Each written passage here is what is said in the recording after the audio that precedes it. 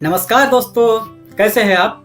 आज का वीडियो शुरू करने से पहले एक बार सब्सक्रिप्शन की घंटी को देख लीजिए, कहीं वह लाल तो नहीं। यदि वह लाल है तो उस खतरे की घंटी को दबाकर ग्रे कर दीजिए ताकि फायर सेफ्टी की कोई भी जानकारी आपसे छूटने न पाए। हेलो फ्रेंड्स, हम लिख रहे हैं फैक्ट्री एक्ट 1948। पिछले जो क्लास थी उसमें हमने जो फैक्ट्री एक्ट जो कारखाना अधिनियम 1948 है उसके बहुत सारे प्रावधान के बारे में चर्चा की थी, उसके बारे में हमने देखा हुआ था। अब और भी आगे क्या क्या प्रावधान है और कितने प्रावधान है उसके बारे में देखे थे। इसके पहले हम देखे थे कि फ्लोर्स, स्टेयरकेस, जाने आने के मार्ग, गलियारे से संदर्भ में हमने देखा हुआ था कि जो भी जाने आने के मार्ग है, गलियारे है या सीढ़ियां है, पायरियां है, वो हमेशा क्या होना चाहिए, अड़चन मुक्त होना चाहिए। तथा ग्रीस ऑयल से भी मुक्त होना चाहिए, हमेशा फ्री फ्रॉम द ग्रीस ऑयलिंग्स या इतर स्लीपिंग, जो स्लीप कर सकते हैं ऐसे पदार्थ से क्या होना चाहिए, मुक्त होना चाहिए। उसके बाद जो अगला प्रावधान है वो है एक्सेसिव वेट। एक्सेसिव वेट का मतलब है अधिकतम वजन।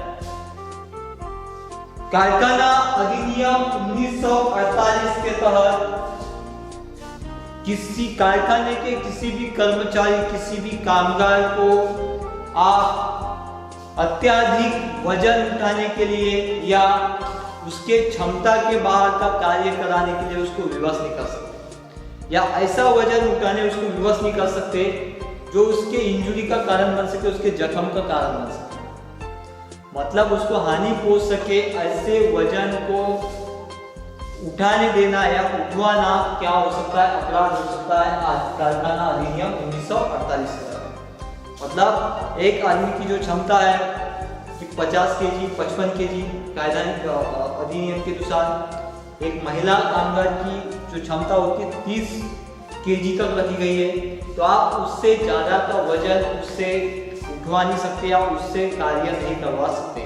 तो इसके लिए भी प्रावधान रखा गया है कारखाना अधिनियम 1948 में।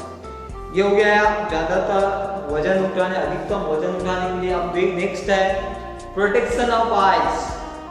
प्रोटेक्शन ऑफ आइज का मतलब आंखों का बचाव।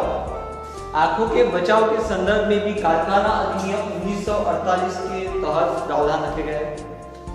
धूल, केमिकल या तेज प्रकाश मतलब लाइट से आंखों का बचाव होना चाहिए, उसके लिए भी क्या रखा गया, प्रावधान रखा गया। मतलब आप कारखानों में ऐसा कार्य जो चल रहा हो, जैसे रासायनिक चल रहा हो, ज्यादा लाइटिंग्स वाले कार्य चल रहे हो, उससे कामगारों को बचाव करने का जो कर्तव्य होगा या जिम्मेदारी होगी वो कारखानों की होगी।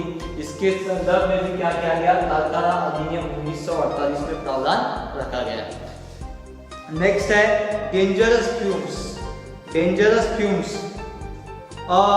डेंजरस फ्यूम का मतलब होगा हिंदी में खतरनाक या जहरीला, खतरनाक ऐसा धुआं। तो कोई भी ऐसे पिट्स, ओपनिंग्स या ऐसे चेम्बर्स या फिर कोई टैंकर्स या पाइपलाइंस जिसमें कोई जहरीला धुआं हो सकता हो या है, ऐसे जगहों में आप व्यक्ति को अलाउ नहीं कर सकते जब तक कि उसके स्वयं रक्षा के लिए उसको उपकरण न दें। मतलब किसी व्यक्ति को ऐसे जगहों में घुसाने के लिए या कार्य के लिए भेजने के लिए क्या होना चाहिए, उसके पास में BS सेट होना चाहिए। BS सेट पहना के ही ऐसे कार्य के लिए उनको अलाउ करना चाहिए, अनुमति देनी चाहिए। तो जहरीले धुएं की जगह में BS सेट का प्रावधान या उस जगह का फ्यूम्स निकाल के कार्य होना चाहिए, ऐसा भी प्रावधान रखा गया है कारखाना अधिनियम 1948 में। उसके बाद नेक्स्ट है एक्सप्लोजन।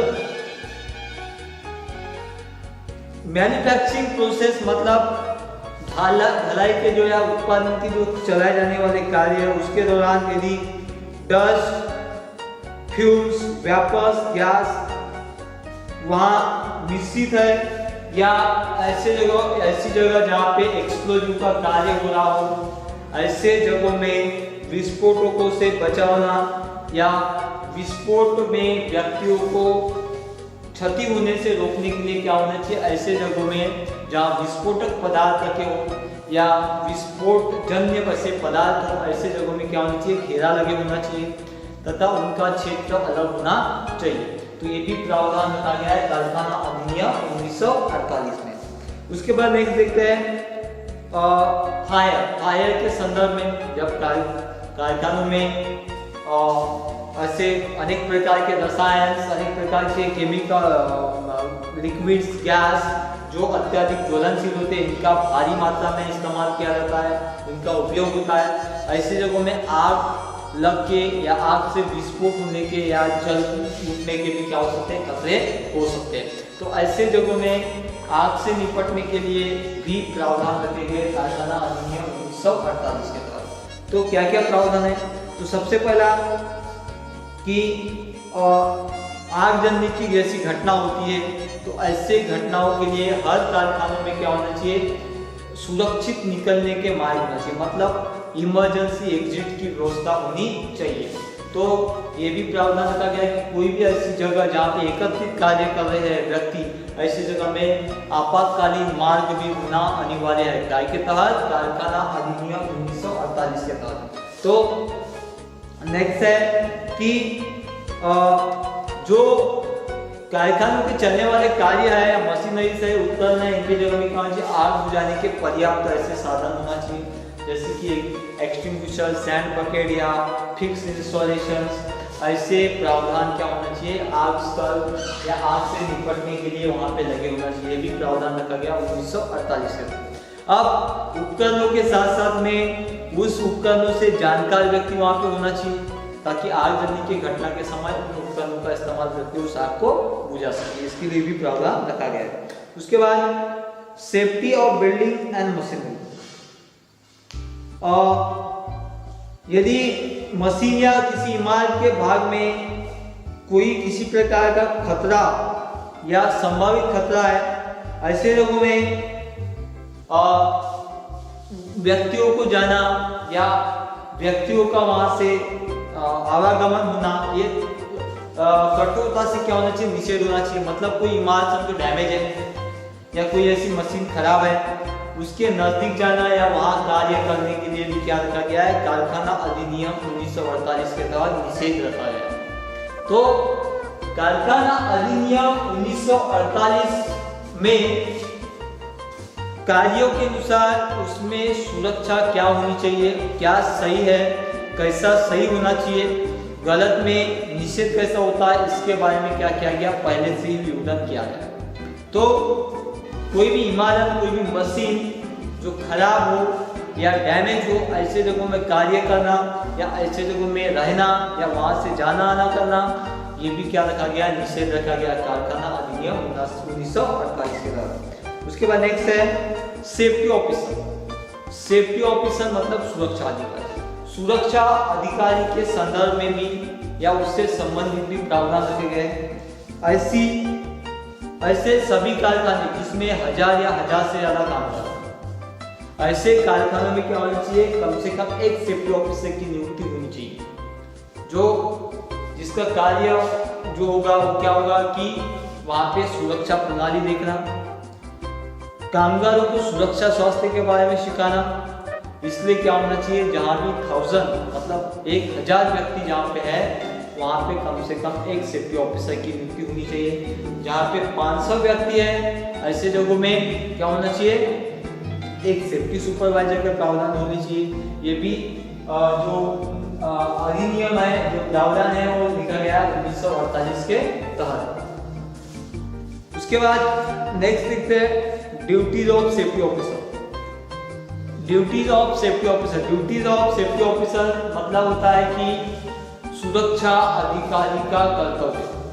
सुरक्षा अधिकारी का कर्तव्य क्या है, तो सबसे पहले सुरक्षा अधिकारी का कर्तव्य बोले तो मैनेजमेंट की जो नीति बनी गई है, नीति जो बनाई गई है, मैनेजमेंट का जो उद्देश्य है, उसका जो वचन है उसको पूरा करना।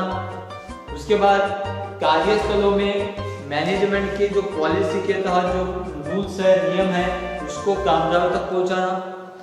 कामगार के कार्यस्थल में जाके उनको सुरक्षा प्रणाली पढ़ाने के बाद, ट्रेनिंग देने के बाद, प्रशिक्षण देने के बाद वहां पे जाके निरीक्षण करना, ये सारे जो कार्य होंगे वो किसके होंगे? सेफ्टी ऑफिसर के होंगे।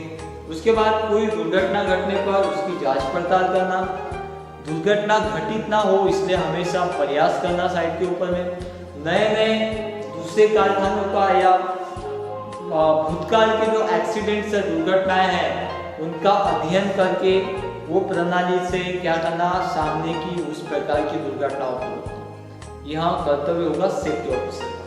तो इस प्रकार से हमने कारखाना अधिनियम 1948 के जो प्रावधान है, जो सुरक्षा, स्वास्थ्य और कल्याणकारी सुविधाओं के संदर्भ में है, हमने देखा कि किसमें क्या होना चाहिए।